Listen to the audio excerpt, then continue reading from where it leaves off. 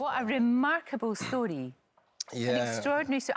I mean, I sort of had read about your story, but to actually see it portrayed, it must be very emotional for you to watch that. Very emotional because for me, it wasn't acting. Where the whole process, it was actually living my life. Yeah.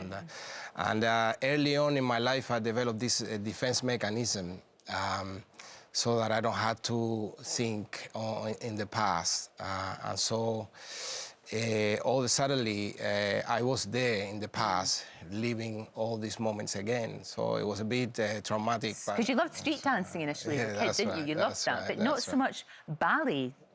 Was a bit alien to you. Yeah, that's right. I didn't know what it was. I didn't know what it was, and basically it was my father who forced me to dance because he wanted a better life for me. And so I developed a talent, developed a vocation for it, and that led me to the Royal Ballet, and then while I'm dancing, I was dancing the Royal Ballet for 17 years. I had this tremendous career, and so all that is in the film. We had Ralph Fiennes on the show. He was talking about White Crow, the movie, and he mentioned you. Well, there was one of the last show that I did, the classical repertory, in the Royal Albert Hall, and so he came to watch that show, and then I met him afterwards. He told me about that he was shooting a Nureyev movie, a movie inspiring his life. And then I just sort of said to him, about, make sure that, the takes are very concentrated because, there's so much you could do in terms of jumping and dancing.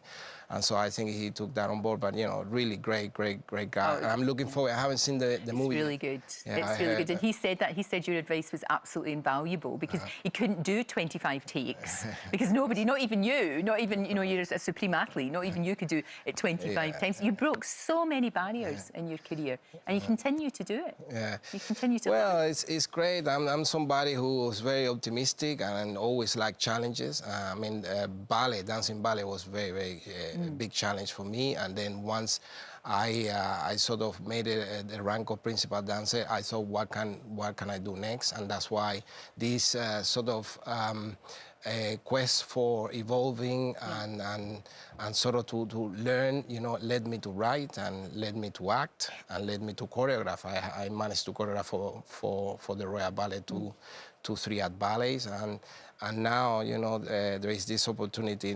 Perhaps I don't know if you heard that I'm gonna be taking over the Birmingham Royal Ballet in January, which will be, again, a big challenge. Fantastic. And so all that is happening, and obviously the movie, which is a big It's thing. going to inspire so many, young girls and young boys as well, who maybe didn't think about it, maybe just thought, ballet's not for me. There's still this idea that it's too posh, and if you're working class or you're from a poor background, you shouldn't appreciate it. No, ballet. But you've proved that's not true. Exactly, it's not true at all. And in fact, it's the best thing that could ever happen to me.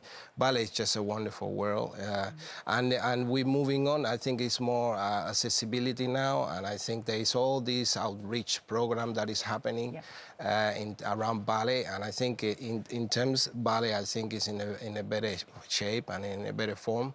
And I encourage people to go and look it up. I encourage parents to take their kids, to ballet because they'll be surprised how much opportunity there is.